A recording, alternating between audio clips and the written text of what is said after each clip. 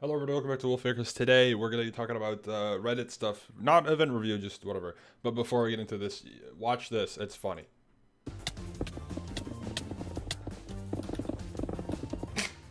I can't hit anyone. I got last. I just got last. It's fine.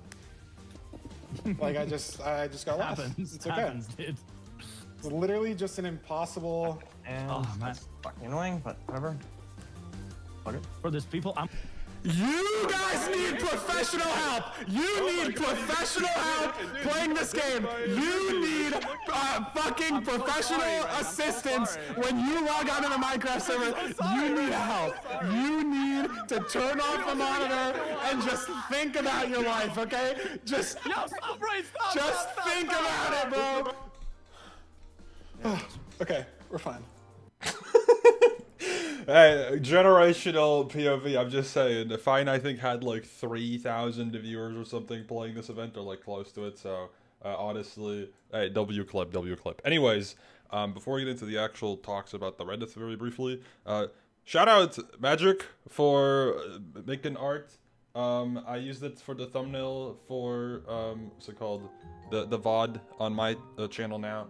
If you want me to not use it, let me know, but this is awesome. I love it. It's W art. I already looked at it at some point on stream, etc., but I wanted to, you know, give it some extra showcase of appreciation by using it as the thumbnail for the VOD. Very, very cool and awesome.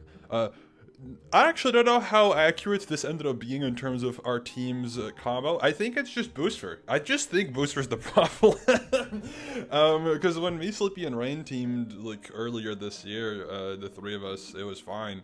I also will say Andres on that on the team worked super well. I'm really happy that we went with that one in terms of team decision because he fit in perfectly. Either way, enough yap.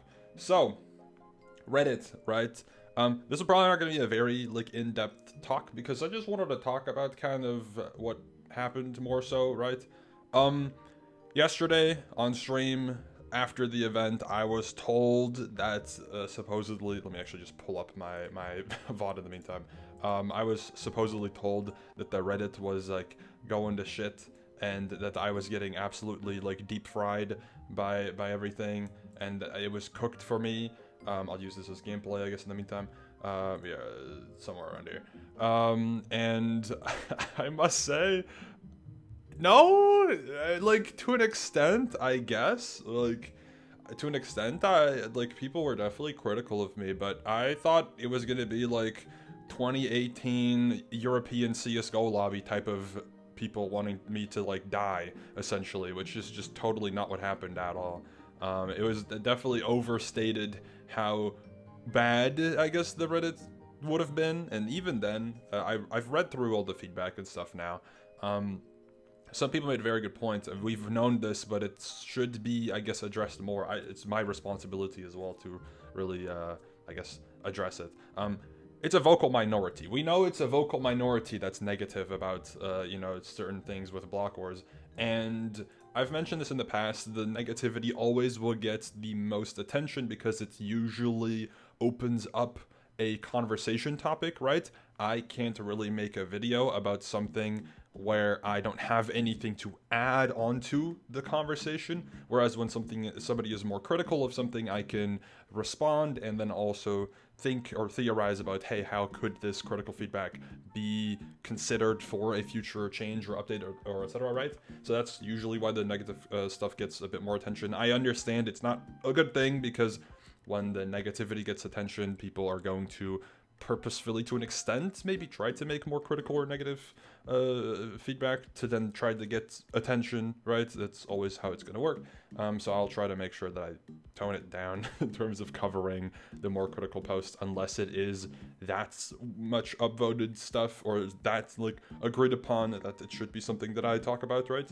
But people made it seem like I was getting like canceled. Not really, but like people thought I was like I was over. It was like they're gonna leave me in May 2025. Like, no, it was fine. I mean, of course there were some posts that aren't great, Most notably, I know the Hannah clip got a lot of attention of her being critical of the balancing. I've spoken to Hannah in private about that a little bit. I don't fully agree with her stance, but I think she does bring up some valid criticism, so it should be looked into.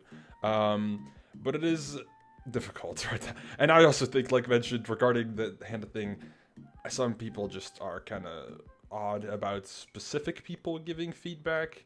I think Hannah's been given attention in terms of negativity a lot, where she'll just be critical of something just like other people, but specifically because it's her, she will get the most negative feedback in response to her public feedback, which is odd. I've talked about it already.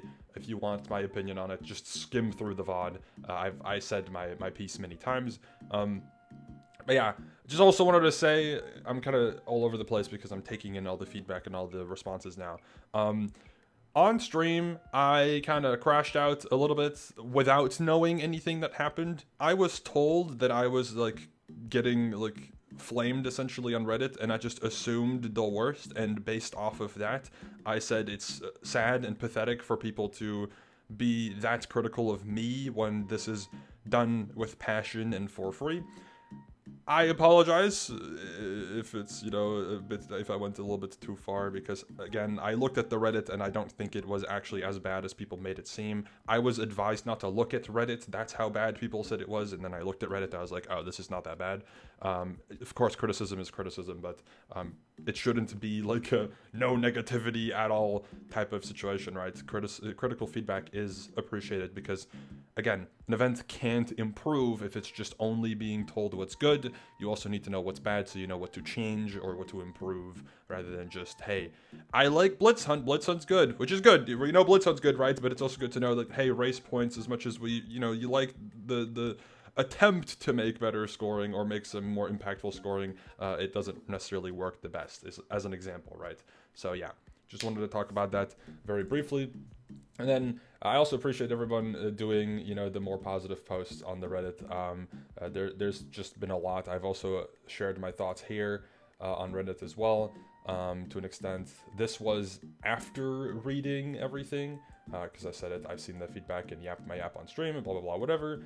And I'll reiterate this here because not everyone will be looking at Reddit, right? I'll just say my piece that I've already mentioned here, and that'll probably be it for this one. I'll do my event review tomorrow. Because that'll be a bit longer, etc. And I just don't really feel like doing that right now. So yeah, I said, I'm glad we tried a high comp alternative to blockwars. It was fun getting a chance to invite some long-awaited streamers and make combinations on teams that would otherwise be far from possible. I enjoyed teaming with my classic group of teammates again. Seeing the passion that goes into practice and just general care towards participating in this event was really nice. I stand by this still, like, for sure, right?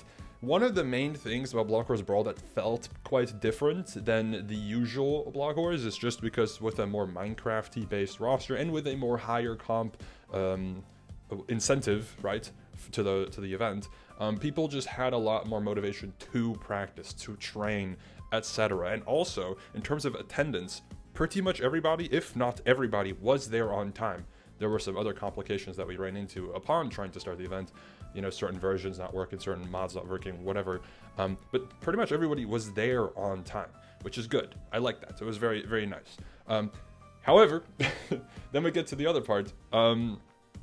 Like mentioned, some vocal minority, etc., just was responded in a way that was a little disappointing. Generally, what I would say is important to note regarding feedback, etc., is your attitude towards giving feedback. When you go into giving a piece of feedback in a way that isn't constructive at all, it is just, this sucks, this should be better, I don't understand why this even is the way it is, they're stupid, right? That type of mentality of like, oh my god, this is bad, and you don't really explain why or explain how it could be fixed. You just say, this is bad because I think it's bad. Doesn't really help. You can't really do much with that. General feedback, and by the way, just advice in general, if you're a tester, you would probably know this because you're probably going to see it happen, but that's how it works with feedback. And it's just a reminder that, like, the reason why certain pushback is given towards quote-unquote critical feedback, but most likely just the negativity, is because there's no constructive criticism. It's just people being negative, and that's, you know, somewhat justified to be responded to also negatively. If you bring a certain energy to the table, you shouldn't be surprised to get that same energy back. That's kind of the main gist here. I will say that that small vocal minority initially on event day made me not want to do another event again for Brawl, because I thought that it was just really looked down upon. Realistically speaking, again, vocal minority, it's just the balancing that I think had some room for improvement. The green team sub was unfortunate because of the lack of available people I could get for that specific slot. Forsey still played really well, and I don't want to, you know, look poorly upon Forsey's participation, because I think he deserves to play, and he did well, and the team just played well as well. But it was a little strong, and he's aware of that. That's, of course, fine, and it's not his fault at all. It's just we didn't really have anyone else that we could put there realistically on such a short notice, so it unlucky. And then the blue team, we could probably go back and forth talking about the blue team in terms of balancing, etc. I really still stand by the fact that on paper, before the high amount of practice that went into the event, which I, again, could not have predicted, I also can't expect a team to do that amount of practice, because then if they don't, it's just a really weak team, theoretically, right? If I say, okay, I balance the blue team assuming they're going to do 2 weeks of practice, which I don't know, but assuming they do, then suddenly the team is really weak if they don't do the 2 weeks of practice. So you understand how that's like both sides of the argument have flaws to it. I still stand by blue team being a pretty balanced team.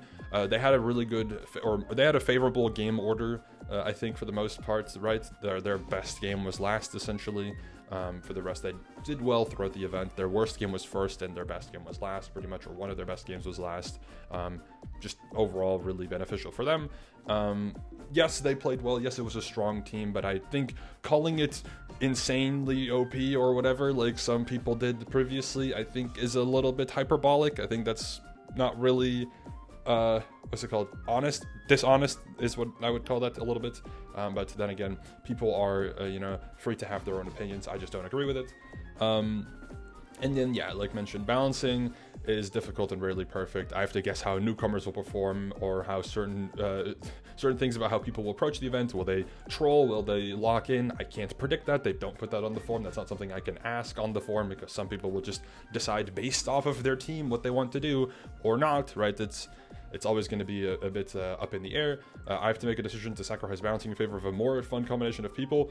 Very, very prominent when looking at this roster. I was like, okay, knowing what I know now about the balancing, what would I have changed about the teams? And I was trying to come up with a way to make substitutions happen, you know, this person moves to this team, etc. And I really genuinely couldn't really think of many choices or many changes to make without completely losing the cool factor of a certain combination of people, right?